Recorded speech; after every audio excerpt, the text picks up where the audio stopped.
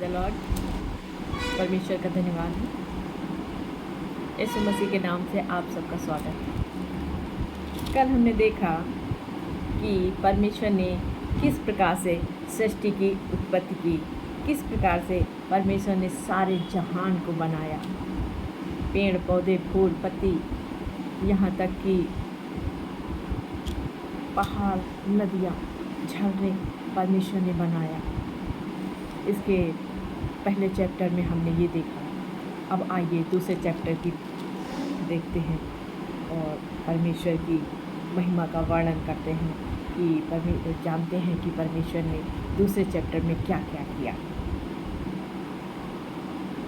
यो उत्पत्ति चैप्टर 2। यूँ आकाश और पृथ्वी और उसकी सारी सेना का बनाना समाप्त हो गया। परमेश्वर ने आकाश और सारी पृथ्वी को बनाया।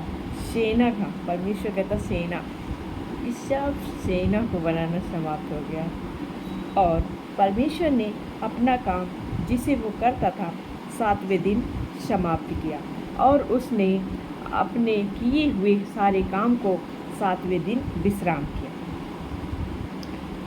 परमेश्वर ने 6वें दिन में सारा काम परमेश्वर ने समाप्त कर दिया, फिनिश कर दिया। अब परमेश्वर ने 7वें दिन विश्राम किया। परमेश्वर का 7वां दिन विश्राम का दिन होता है। तो आइए देखते हैं। और परमेश्वर ने 7वें दिन को आशीष दी। परमेश्वर ने 7वें दिन को आशीष का दिन ठहराया है कि 6 दिन तुम काम करो और 7वें दिन विश्राम करो।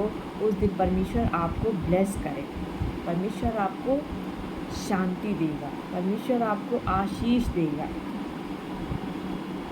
और परमेश्वर ने 7वें दिन को आशीष दी और पवित्र ठहराया। वो दिन 7वां दिन परमेश्वर ने पवित्र ठहराया क्योंकि उसमें उसने सृष्टि की रचना के अपने सारे काम से विश्राम किया। क्योंकि उस दिन परमेश्वर ने सारी सृष्टि की रचना करके उस दिन परमेश्वर ने विश्राम किया, इसलिए परमेश्वर ने 7वें दिन को विश्राम का दिन ठहराया।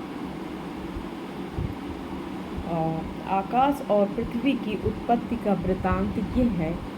आकाश और पृथ्वी का उत्पत्ति का वृतांत ये है कि जब वे उत्पन्न हुए, अर्थात जब वो परमेश्वर ने उनको बनाया, अर्थात जिस दिन परमेश्वर यहोवा ने पृथ्वी और आकाश को बनाया, तब मैदान का कोई पौधा भूमि पर ना था और न पृथ्वी का कोई छोटा पेड़ उगा था, क्योंकि यहोवा परमेश्वर ने पृथ्वी पर जल नहीं बरसाया था। उस समय कोई भी पेड़ पौधा नहीं उगा था। 7वें दिन की बात परमेश्वर बता रहे हैं कि उस दिन कोई भी पेड़ पौधा नहीं उगा था क्योंकि परमेश्वर ने जल नहीं बरसाया था, तो भी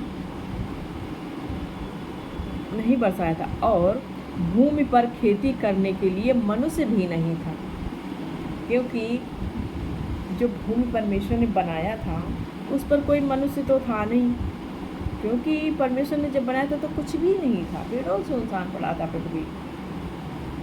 तो परमेश्वर ने बनाया तो उस समय कोई मनुष्य भी नहीं था जो खेती कर सके, ठीक।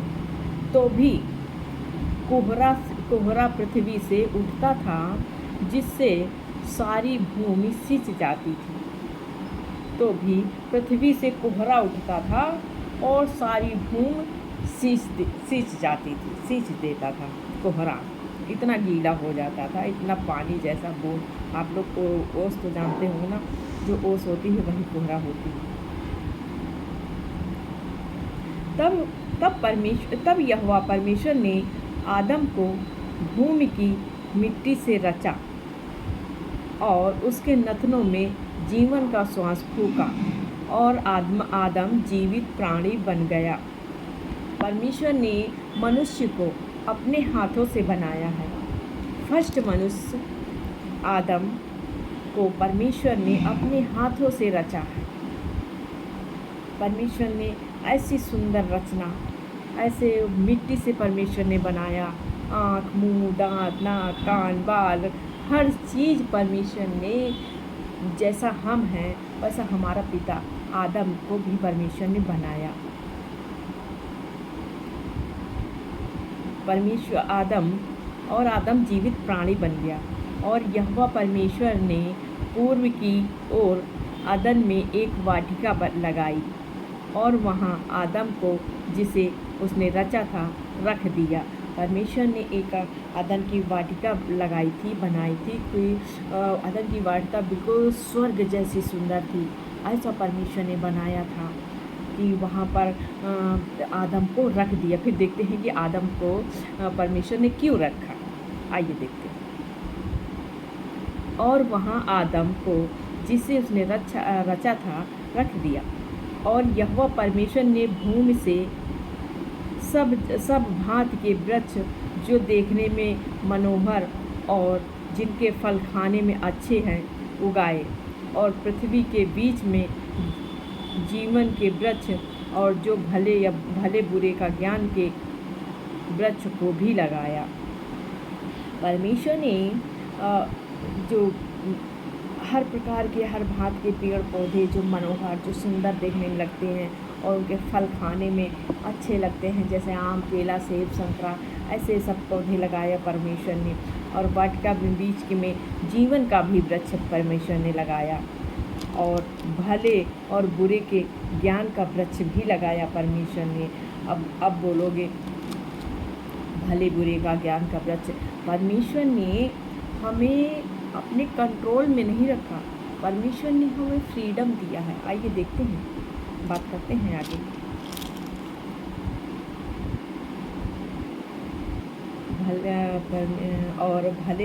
भले या बुरे के ज्ञान के वृक्ष को भी लगाया।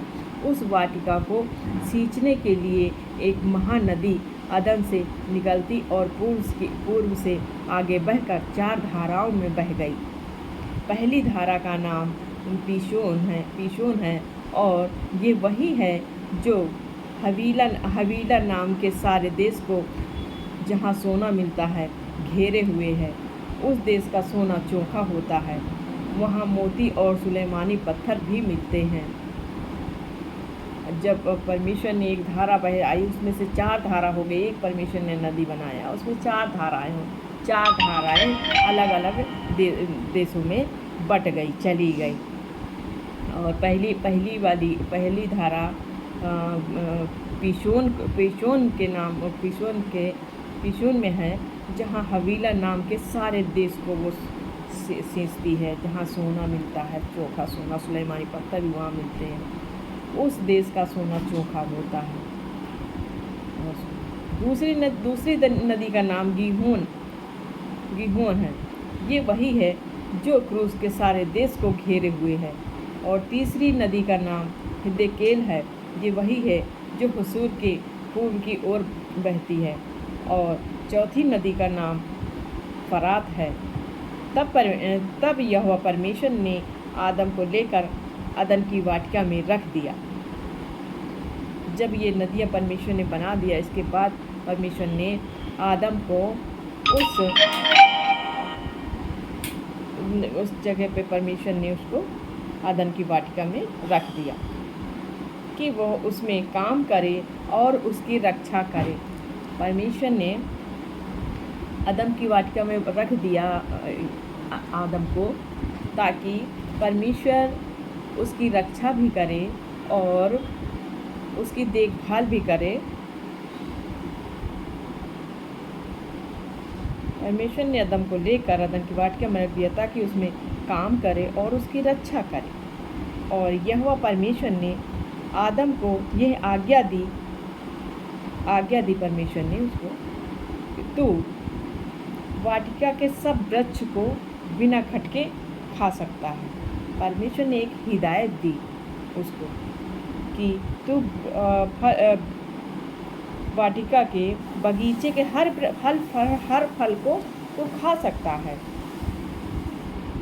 बेखटके खा सकता है, पर भले या बुरे के ज्ञान का जो वृक्ष है उसका फल तू कभी ना खाना। परमेश्वर ने एकदम चेतावनी दे के बोला कि जो भले बुरे के ज्ञान का फल है, वृक्ष का फल है, उसका तो कभी मत खाना। एक हिदायत दी थी, चेतावनी दी थी कि उसका कभी मत फल खाना, क्योंकि जिस दिन तू उस फल को खा लेगा उसी दिन अवश्य मर जाएगा। हिदायत दी थी परमेश्वर ने कि जिस दिन तू इस फल को खा लेगा तो तू अवश्य मर जाएगा। अब आप लोग बोलेंगे कि अगर ऐसा था तो परमेश्वर ने भले बुरे का ज्ञान का फल लगाया ही क्यों? अरे परमेश्वर ने आपको बुद्धि ज्ञान दिया है। परमेश्वर भी तो चाहता है कि तुम हमारी आज्ञा मानते हो कि नहीं। तुम्हें फ्रीडम कर दिया है कि हम तुम्हें जो बता दिया, जिसने हमको बनाया है, अगर उसने कह दिया, आज्ञा पालन भी तो एक चीज़ होती है कि परमेश्वर ने कह दिया कि इस फल के वृक्ष के फल को नहीं खाना तो नहीं खाना। एक हिदायत दी, चेतावनी भी दी और उसको बताया भी कि अगर तू खा लेगा तो उसी दिन तू मर जाएगा।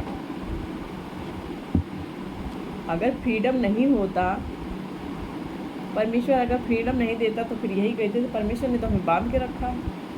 परमेश्वर ने फ्रीडम दिया है आपको कि आप भले बुरे का समझ सकते हो, ज्ञान दिया है, बुद्धि दिया है कि अच्छा बुरा समझ सकते हो, परमेश्वर की बातों को मानते हो या नहीं। इसलिए परमेश्वर ने कहा। फिर यहोवा परमेश्वर ने कहा, आदम का अकेला रहना अच्छा नहीं। देखिए परमेश्वर कितना सोचता है कि आपका अकेला रहना अच्छा नहीं। हमेशा परमेश्वर जोड़े के सहित बनाता है। परमेश्वर कहते हैं अब आदम का अकेला रहना अच्छा नहीं, मैं उसके लिए एक ऐसा सहायक बनाऊंगा जो उससे मेल खाए। परमेश्वर ने कहा मैं उसके लिए यानी आदम के लिए ऐसा सहायक, ऐसा सहपाठी बनाऊंगा जो उसके साथ रहे और उसके जैसा हो, उससे मेल खाए, उससे बातचीत कर सके, उसके साथ समय व्यतीत कर सके। ऐसा परमेश्वर ने सोचा उसके लिए। और यहोवा परमेश्वर भूमि में से सब जात के बनैले पशुओं और आकाश के सब भांति के पक्षियों को रचकर आदम के पास ले आया कि देखें वो इसका क्या क्या नाम रखता है। देखिए परमेश्वर ने सारे जो जीव जंतु पशु बनाए थे सब को ले आया परमेश्वर आदम के पास कि देखे इसका क्या क्या नाम रखता है। तो जो प्रेजेंट में आप देखते हो, शेर, चीता, हाथी, भालू, बिल्ली, कुत्ता, ये सारी चीज़ें जो आप देखते हो जानवरों के नाम, गाय, बैल, बकरी, ये सारे जानवरों के नाम, जितने भी पेड़ पौधे, हर चीज़ का आदम ने ही नाम रखा है। इस बात का याद रखिएगा, क्या क्या नाम रखता है। और जिस जिस जीवित प्राणी का जो नाम आदम ने रखा वही उसका नाम हो गया। आज भी उसको वही नाम से पुकारा जाता है। अतः आदम ने सब जात के घरेलू पशुओं और आकाश के पक्षियों और सब जात के बनेले पशुओं के नाम रखे, परंतु आदम के लिए कोई ऐसा सहायक न मिला जो उससे मेल खा सके। देखा, उसको कोई ऐसा सहायक नहीं मिला जिससे वो मेल खा सके, जिससे वो बात कर सके, जिसके साथ समय बिता सके। ऐसा कोई नहीं मिला। फिर क्या हुआ?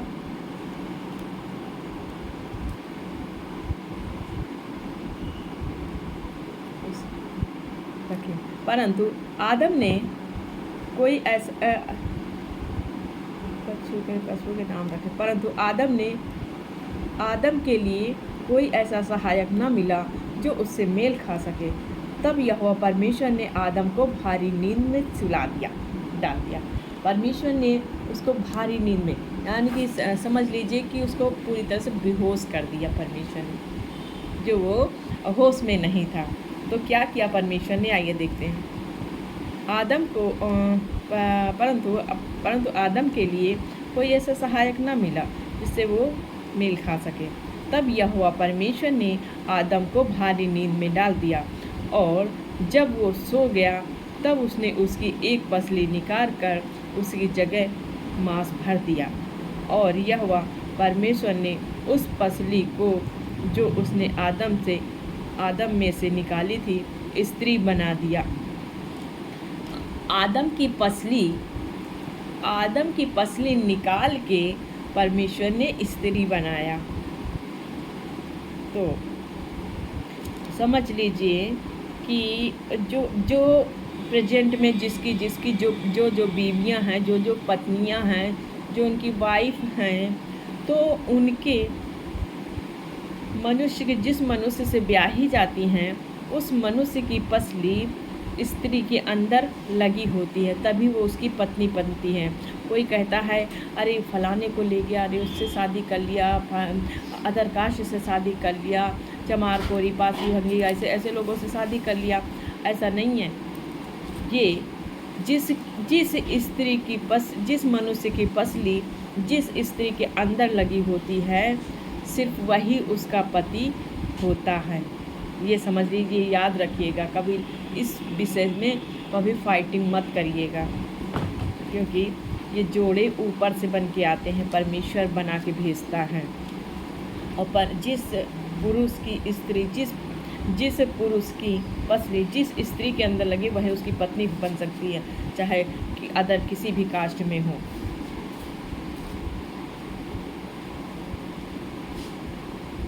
और उसको आदम के पास ले गया, और यहोवा परमेश्वर ने उस पसली को जो उसने आदम में से निकाली थी स्त्री बना दिया, और उसको आदम के पास ले आया। तब आदम ने उसको देखा, तब वो उसको अच्छा लगा, अच्छा फील हुआ कि अब मैं इससे बात कर सकता हूँ। तब परमेश्वर ने उसको बता दिया था। तो क्या बोला? तब आदम ने कहा, ये मेरी हड्डी में की हड्डी और मेरे मांस में का मांस है, इसलिए इसका नाम नारी होगा, क्योंकि यह नर में से निकाली गई है। समझ में आ रहा है आपको? इस कारण पुरुष अपने माता पिता को छोड़कर अपनी पत्नी से मिला रहेगा, और वे एक तन बने रहेंगे।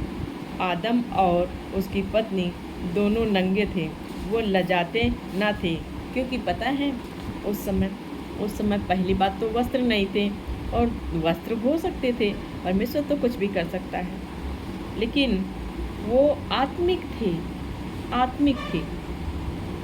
संसारिक नहीं थे, वो आत्मिक थे। आत्मिक में कुछ भी नहीं दिखता है, सिर्फ आत्मिक होते हैं, कुछ भी नंगापन नहीं होता है उसमें,